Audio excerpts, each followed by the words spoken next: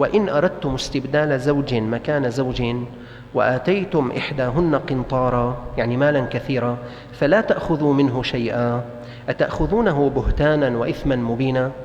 كان الرجل يريد أن يتزوج زوجة تانية بس هو ما معه مصاري، شو بيعمل؟ خصوصي إذا بده يطلق الأولانية، إذا بده يطلقها الأولانية بده يعطيها المتقدم والمتأخر، شو يروح يعمل؟ يلاقي أي طريقة ليكرهها ويأخذ مالها. فقال القرآن: وإن أردتم استبدال زوج مكان زوج وآتيتم إحداهن قنطارا، وكنت عاطي زوجتك مهر مالا كثيرا، عاطية بمقدار جبل أحد من المال، قال: فلا تأخذوا منه شيئا. حق هذه المرأة. العلماء قالوا من هذه الآية يستنبط بأنه يجوز أن يكون المهر غاليا.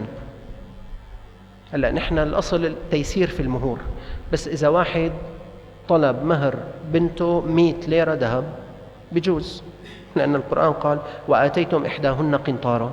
وبزمانه سيدنا عمر كان بده يحدد المهور، يحط سقف للمهور، يطلع فرمان، فقالت له امرأة: ليس ذلك لك يا ابن الخطاب، أما سمعت الله تعالى يقول: وآتيتم إحداهن قنطارا فلا تأخذوا منه شيئا أتأخذونه بهتانا وإثما مبينا.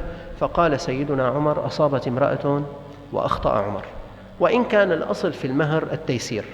أنا والله مما يسر يا أخوان، خلال الأشهر الماضيات حضرت لي شي 2-3 من جملة العقود التي حضرتها، والحقيقة هدول العقدين 3 كانوا يعني في أسر ثرية جدا، ثرية جدا جدا يعني، والثري الطرفين.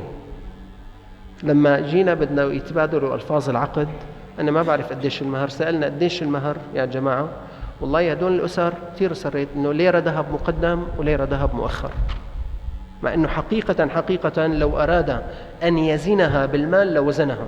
يعني هذا الشاب سبحان الله، الله فاتح عليه، يعني إذا بده يحط زوجته ويحط مصاري بالضفة الثانية بيقدر يزنها، بس خلاص ليرة ذهب بليرة ذهب.